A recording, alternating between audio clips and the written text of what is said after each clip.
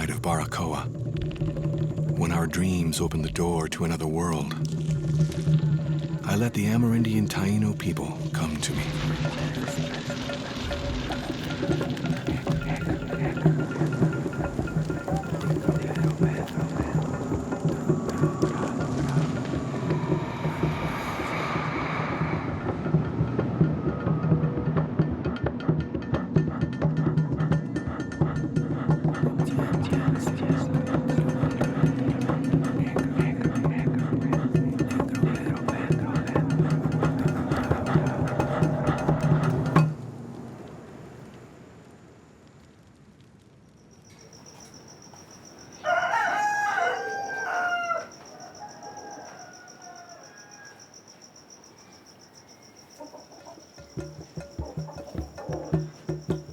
The night is alive with strange characters, and at dawn, when you so want to hold them back, the memories become jumbled and dissipate with the arrival of the new day.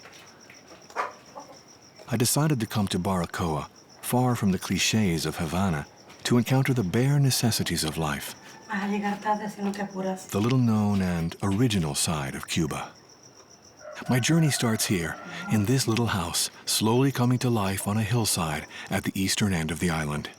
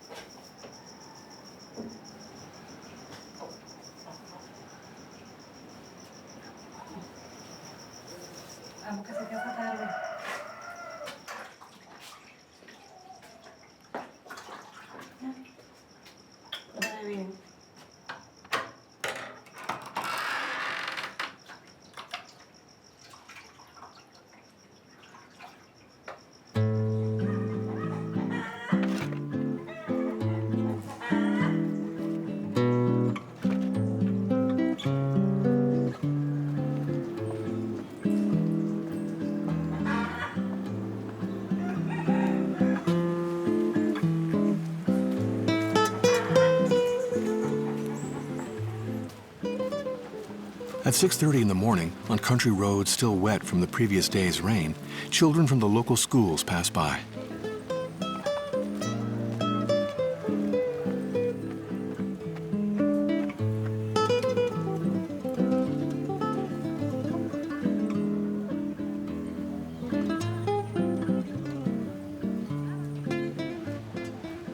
Bordeaux, mustard, or blue. The color of the uniform the pupils proudly wear, from primary through to high school, readily denotes which stage of schooling each pupil is at. At this early hour, one has the impression that the Cuban population is made up solely of a smartly dressed youth. The streets are so full.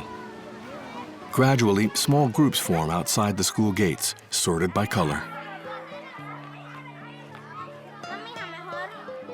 The ancient and recent history of Cuba has forged over time a genuine and healthy patriotism. Copied and envied by many countries in Latin America and the Caribbean, the Cuban school system is a powerful symbol of the success of a certain social model, which succeeded in bringing literacy and education to the tiniest villages on the isle in a short space of time. The children arrive a good half hour before the start of class and slowly line up in front of the statue of José Martí, one of the great figures of the War of Independence. As they do every morning, they await the raising of the flag.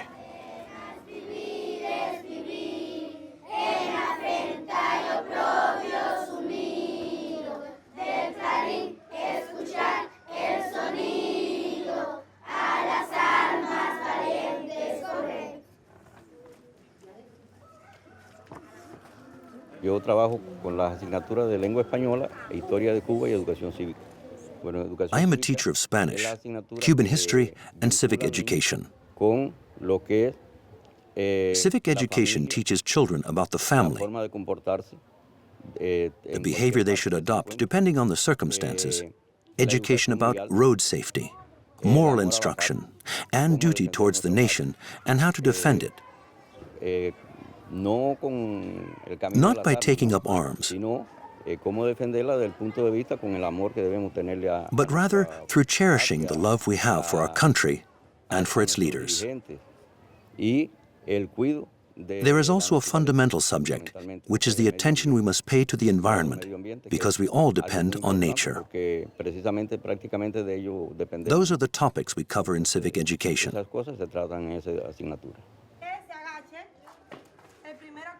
When I ask if this teaching is reinforced by other means after school, here's how he answers. The frescoes and murals that you can observe everywhere in the streets and on buildings, for example, always contain some educative value. I consider that as part of our life. It's one of the distinguishing features of our country. I wouldn't say it's really political. It's more a way of communicating with the population and maintaining a bond with the people.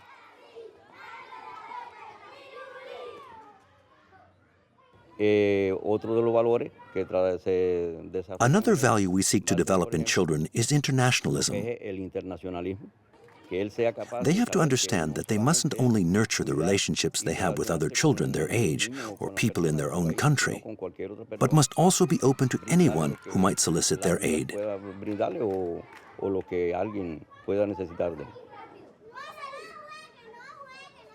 Baracoa se identifica en primer lugar. Baracoa is in a very special geographical location, a mountainous zone with many rivers. It rains every month. In fact, it rains almost every week. The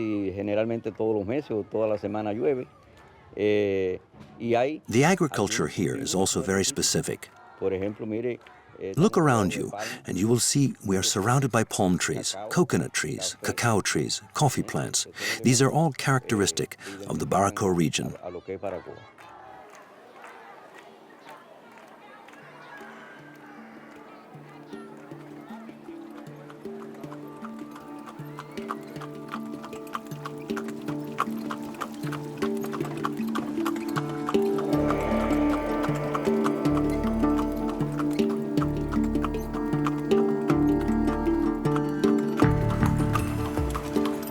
Baracoa is a charming little town which faces the rising sun.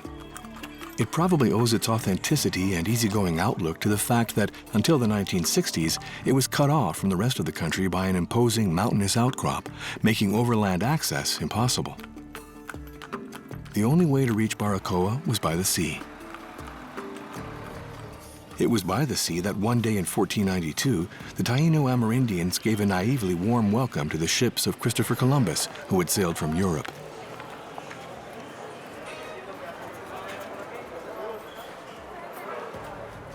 It was from here in Baracoa that the Spanish slowly but surely changed the face of the island, starting with the grim fate of the indigenous people, who until then had lived on these lush coastlands, and of whom almost no trace remains.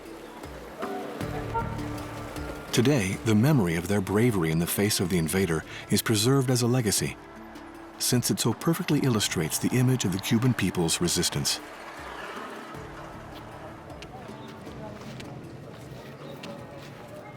The slender carts of fruit, vegetables, and other staples that I see here and there are a kind of itinerant market. Positioned for a while in a shady street, they continue their door-to-door rounds, a very practical shopping arrangement for the inhabitants of Baracoa.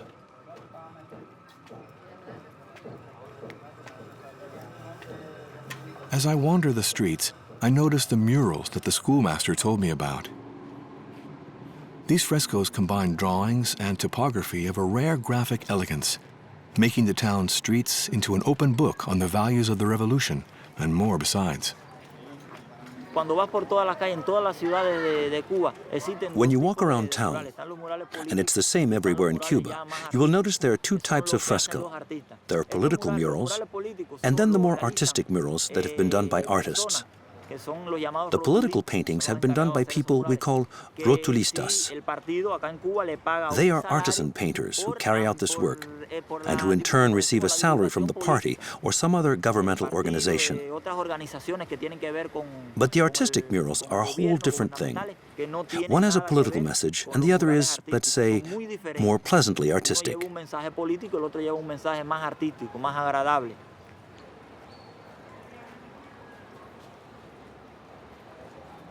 Sean murales que ayudan espiritualmente a las personas. These frescoes spiritually enrich those who see them. They also serve to educate the population, because there are people who have little historical knowledge about their city, and thanks to what is conveyed in these murals, they learn a lot.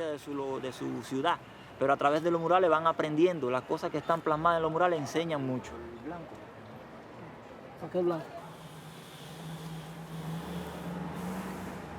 Este mural es, como te decía, tiene de la historia. This mural tells the story of the arrival in Baracoa of the three caravels in Columbus's fleet, the Niña, the Pinta, and the Santa Maria. You can see the process of colonization that we all know when the Indians came to welcome them with fruit. We still have that hospitality here in Baracoa. We are friendly people, and we get that characteristic from our Taíno ancestors. Our people are direct descendants of that indigenous culture, you know. That's what this fresco is all about.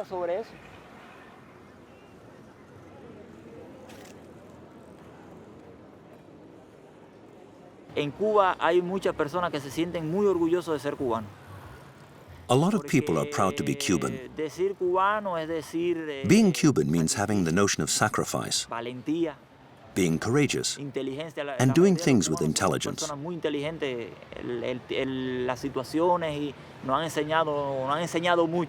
Cubans are very well educated, and our history has taught us a lot. We also have a great sense of solidarity, and we like to help and give our love, do things with our heart. One thing I try to represent in my work is humility. We Cubans, we don't have many possessions, but we are happy. Happy with the little we have. That's what being Cuban means to me. Transforming the little one possesses into a strength and being content with that, those are quite simple notions.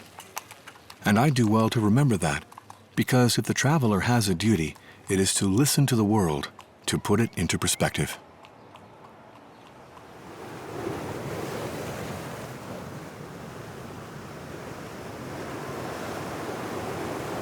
Back on the Malecón, as the seafront drive is known, I watched the ocean endlessly pummeling the rocks.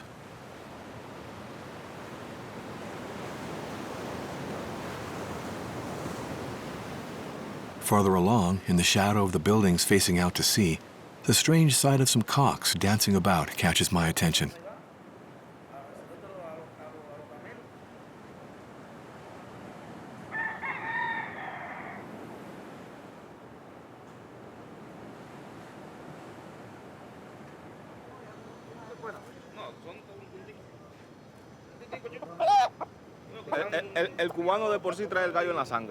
For a Cuban, you might say that the cockerel is in the blood. You soon realize when you arrive in a neighborhood and you see someone with a handsome cock that they're really amazing animals. They immediately catch your attention. And then when you start to primp it up, plucking it and shaving it and training it for combat, that's nice already.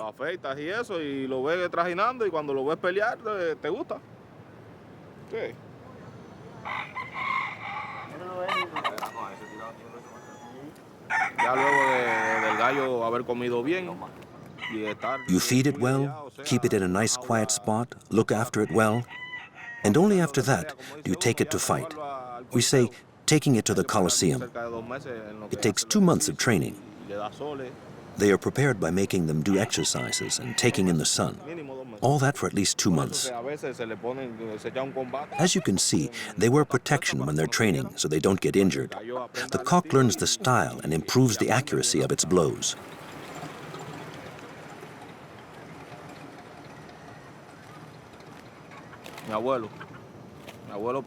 My grandfather used to do cockfighting.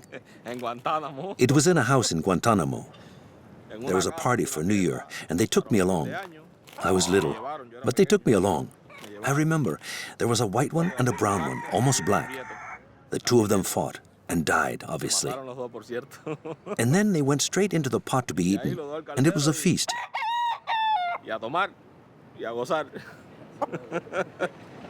Well, since it's an ancestral custom which seems firmly anchored in Cuban customs, I'll try to learn more about the subject in the coming days.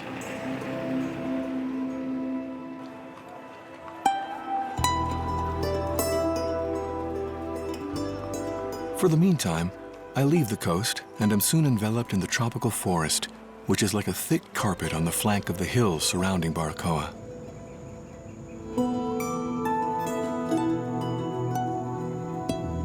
It's the opportunity for me to take the fabulously windy Farola, the famous highway built in the 1960s in the wake of the Cuban Revolution, which completed the long-standing project of linking the island overland from east to west.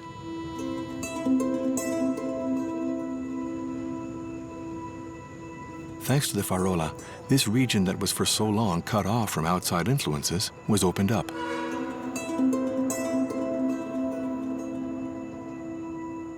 Baracoa was in an unusual situation of double isolation, being cut off from the rest of the island, while Cuba was isolated from the rest of the world. This particularity allowed it to preserve a culture, an identity, and traditions which are almost miraculous these days. It certainly offers much for those who like to see a people's roots breaking the surface in the present day.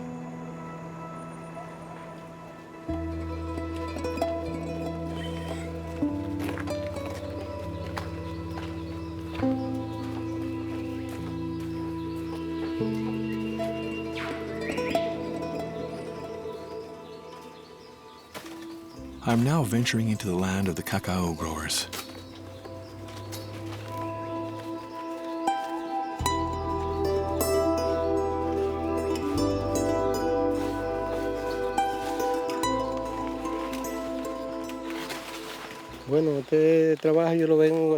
I've been doing this job ever since I was little. You could say I was created in this field. You know, here in the countryside, the children help their parents from the age of 6 or 7.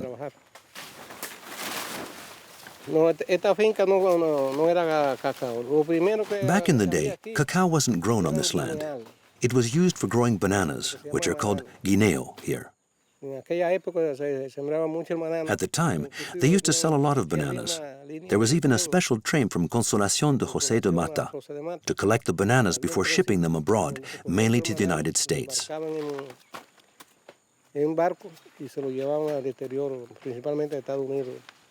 Then it moved on to the green banana, which was eaten as an accompaniment to various dishes.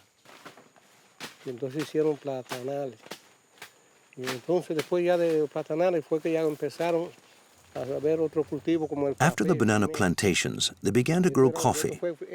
Here, before the cacao, it was covered in coffee plants. When trade in coffee began to decline, they got into cacao. Today, my field is mainly made up of cacao and sweet bananas.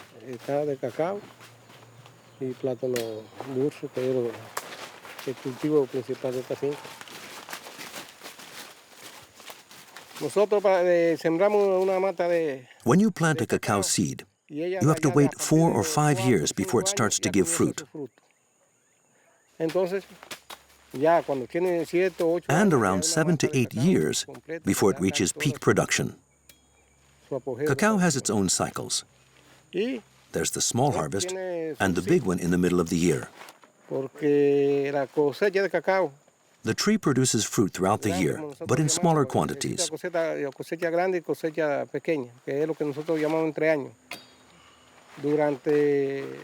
Here we have been using the same methods as always. It's the same tradition. Harvest the cacao, send it to the cooperative, keeping a little bit for our own consumption. That's it, nothing more.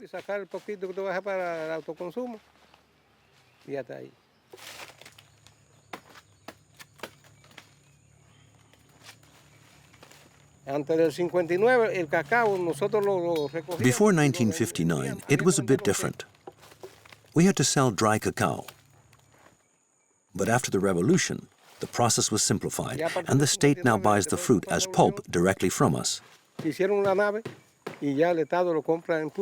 don't have to process it, which saves us a lot of work.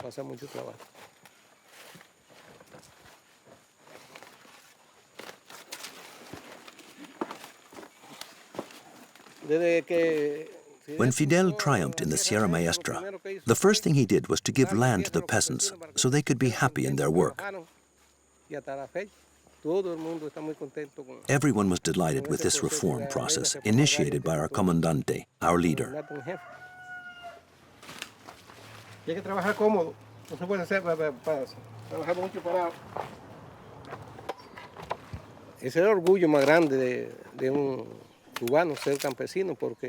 For a Cuban, being a farmer is a source of great pride because the great leaders of the revolution come from Cuban farming stock. So you can understand that we are proud to be good farmers, combative and hardworking.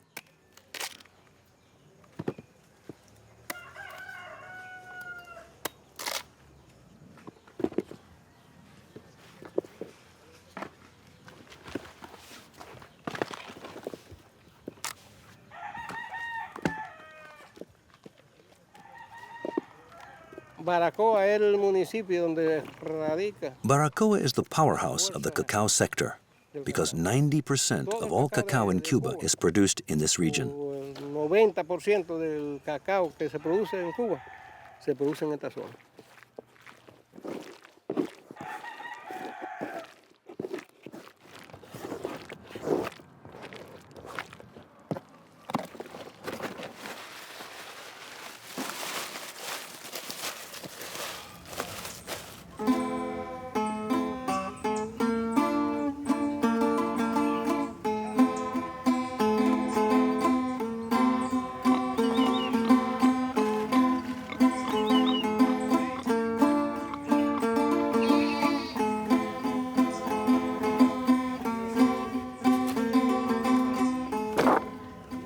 After leaving the white pulp extracted from the pods to ferment for 7 days, it is then left to dry in the sun for another week before being roasted in a cauldron.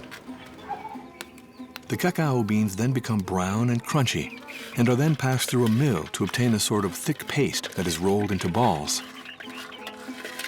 Once it's dry, it can readily be conserved, and when required, it just needs to be shredded before finally extracting the cocoa powder.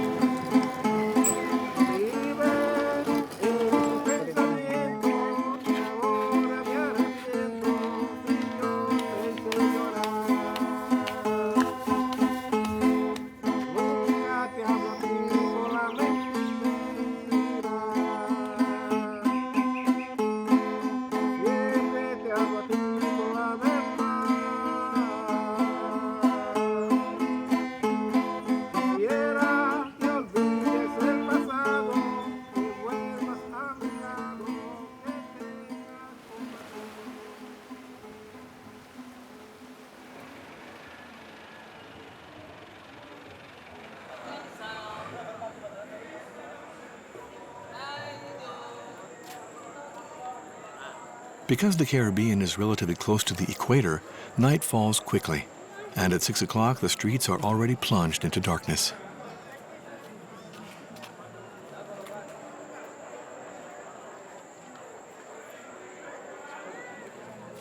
Just like a child's bedroom when the door has been left ajar to allow in a reassuring shaft of light, the street lamps now bathe the town in their soft yellow light, bringing a special kind of intimacy to nocturnal life.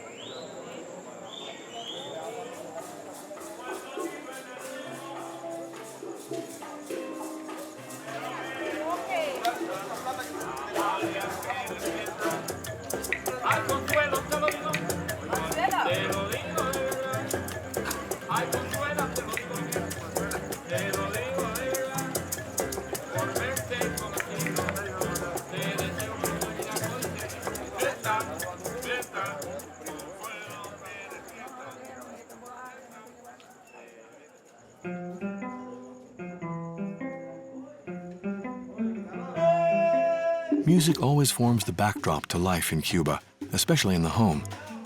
It floats freely through the often open front doors or through the windows whose shutters and blinds block out neither sound nor curious glances.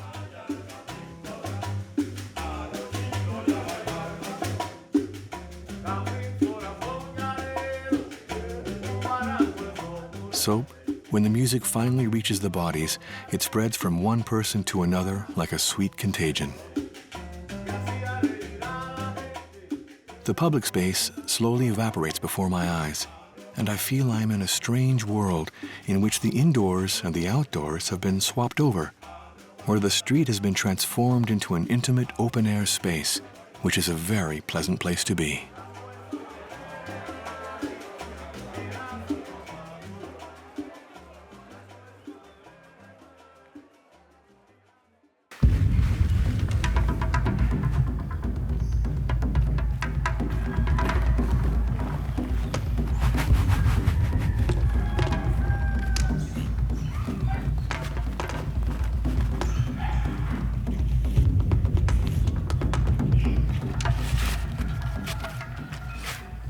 Some sawdust, some stakes driven into the ground in the middle of the forest, a few lengths of string, and some banana leaves to hold it all together. That's all there is for a setting. As for the rest, the main ingredient is passion, energy, and desire. And here, everyone has got plenty of that.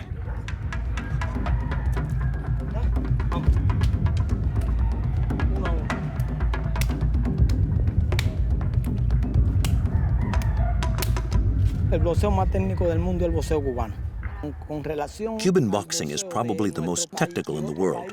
The difference here compared to other countries is that we box for the pleasure, as amateurs, because we enjoy it, whereas others do it for the money. Elsewhere, as soon as a boxer shows the slightest talent, he can turn professional. That's not the way we approach boxing.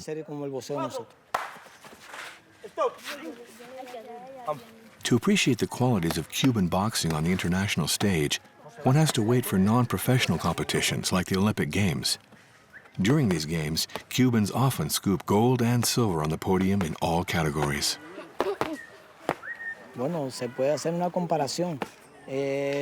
Cuban boxing is courageous and very combative. You can draw a parallel with the history of our country, which began with revolutions like that of the Mambises, who fought bravely armed with machetes. They were proud to defend their land and liberated us from the Spaniards.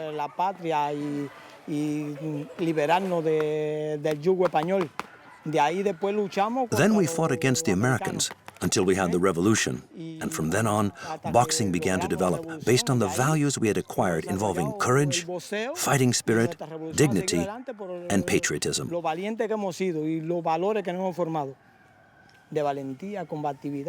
That's why you won't find boxing like Cuban boxing anywhere else in the world.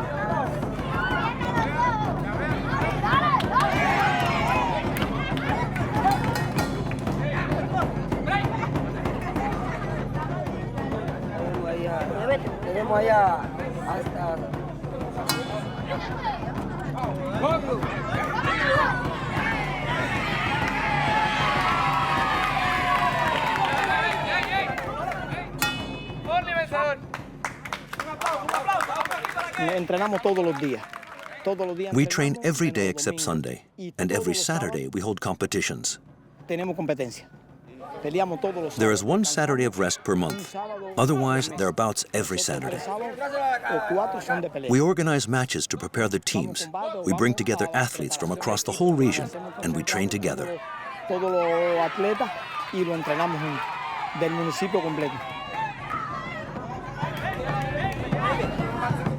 Toma aire, coge calma.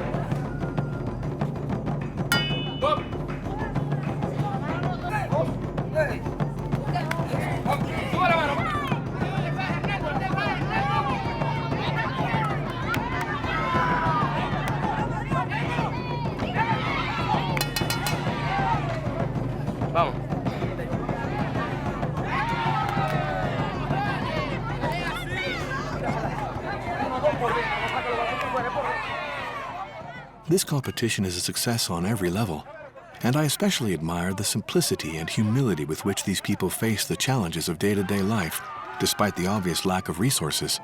Clearly, that doesn't stop them from being happy. On the contrary. Happiness is not, strictly speaking, like something you just have to find or buy. No, happiness exists inside us. It's up to each of us to nurture it.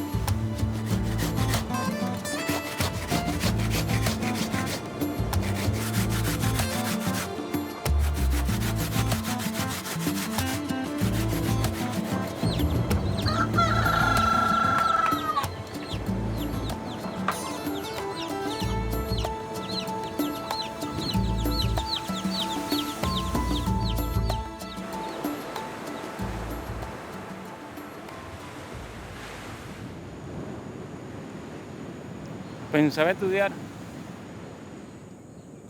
wanted to study, but my father and mother were on their own.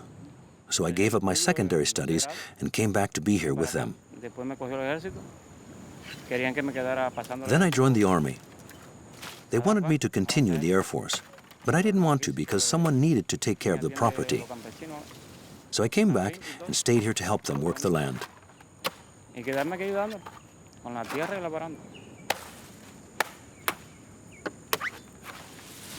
Me gustaba estudiar, pero ¿qué pasa?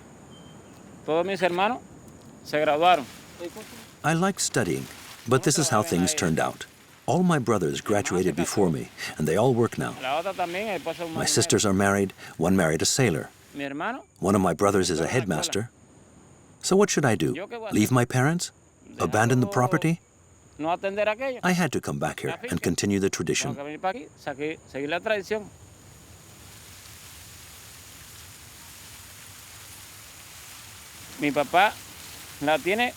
This land has belonged to my father since the revolution. They gave him this little plot because he had tended it. He cleaned it up and planted coconut palms. Here we say that the land belongs to he who works and cultivates it, not to the proprietor. For example, if you have some untended land, and I come along, clean it up, work the land, and start growing things, who does that land belong to in the end? To the proprietor? No, it belongs to he who works it. That's what you have to do, sow the land. When someone teaches their knowledge, we learn a lot and we don't lose the tradition. If no one is passing on their knowledge, we turn away from tradition. If you don't learn to climb the trunks of coconut palms, what do? Are you going to get a chainsaw and cut down the tree to get the fruit? Nobody wants to work the land anymore. They want to study. And then they want this and that, a cart, a car, and then they're off to the city. Who will take care of the mountains and nature? Leave it to the farmers, they say. We've got cars. But a car is not the main thing in life. The main thing is man, he who works the land and who knows its true worth.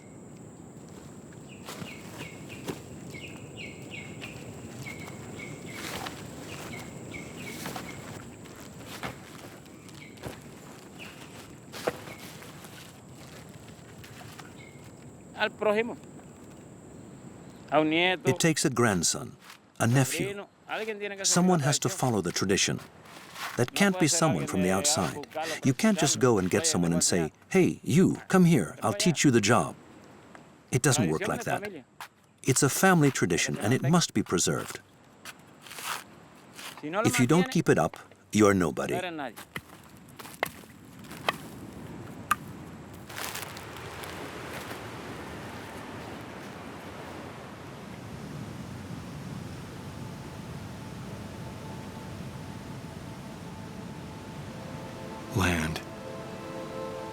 Who does it belong to?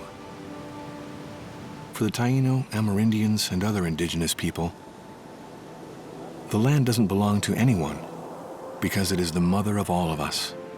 For Cubans, it belongs to whoever works and maintains it. And for most of the rest of the world, it is acquired and becomes property. Who's right? Who's wrong? In any case, it is up to all of us to take care of it, because in the end, it will make us pay for any form of arrogance.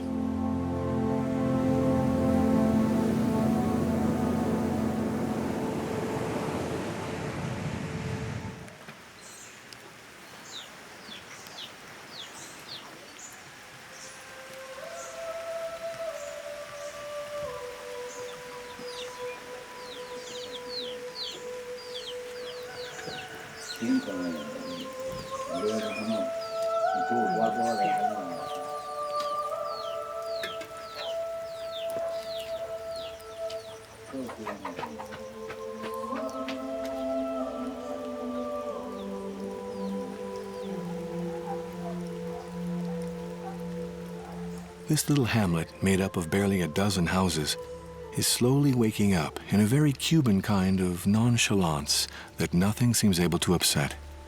This is, however, said to be an exceptional day, because today they are preparing for an ancient festival whose origins lie with the peasant laborers of the great cacao plantations of the end of the 19th century.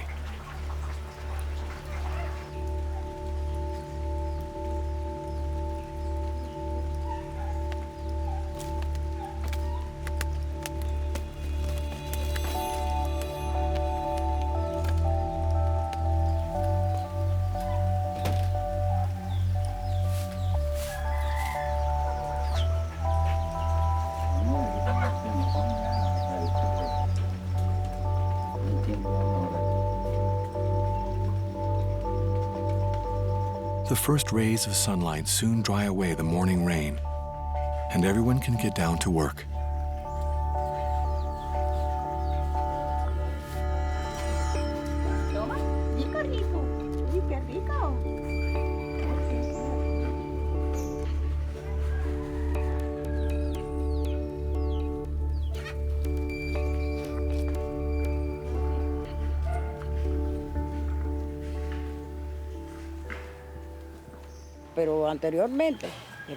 Originally, this was a peasant festival which lasted 3 or 4 days, during which they used to dance the nengun.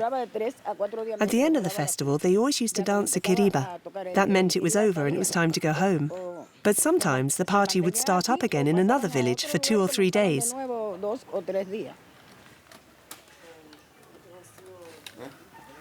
The quiriba and the nengun are two ancient dances that were thought to have been forgotten, but which were miraculously rediscovered recently in the little villages in the mountains around Baracoa. We are the discoverers, but in Baracoa, lots of groups play quiriba nengun, at least those who respect popular tradition. We found this authentic way of playing in the surrounding countryside, not in the city, and more specifically here with these people. What's more, they weren't even aware of what they were playing.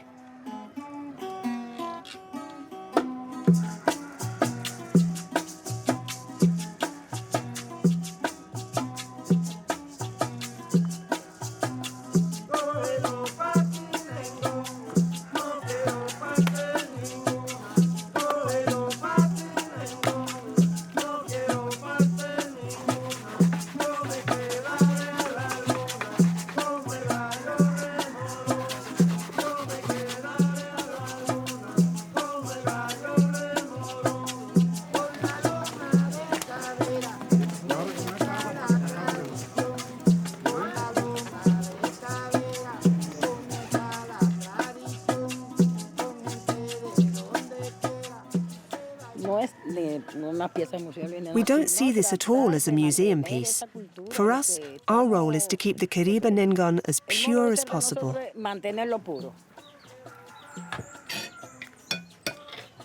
These rhythms are of great importance in the island's musical culture, since they are considered the oldest foundation of the Cuban music of today.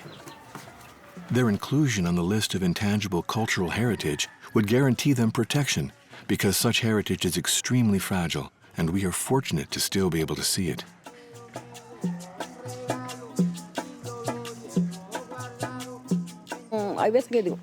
Sometimes I say to myself, hey, that sounds like the rhythm of the Nengon. But actually it isn't. The real Nengon is here. Some great musicians have not been able to imitate their way of playing. You know, no one here ever learned how to play music. They just play like that, and it's naturally passed down from father to son, and that's how it's passed on to us. It's pure tradition, pure music.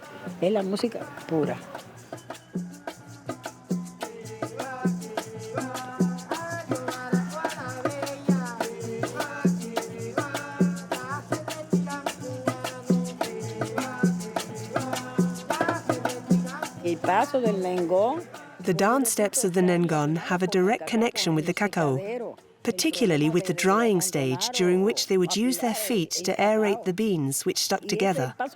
That's where the basic step of the Nengon comes from. The Kiriba, on the other hand, is a bit faster and goes off in several directions, whereas the Nengon remains straight, linear, and has a link with the earth, with the Cacao.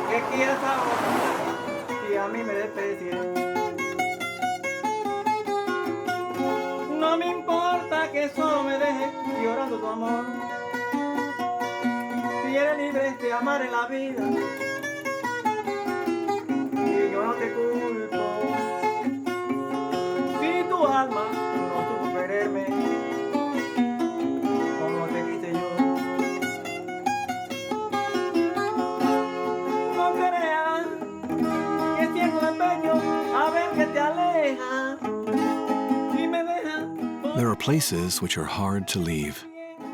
And I realize as I go away from Baracoa that I am not just leaving the people, a rhythm, and a light behind, but a certain kind of happiness, the kind that you find in contact with simple folk whose riches take the form of things that cannot be purchased, so much so that we might be tempted to have the indecency to envy a degree of destitution.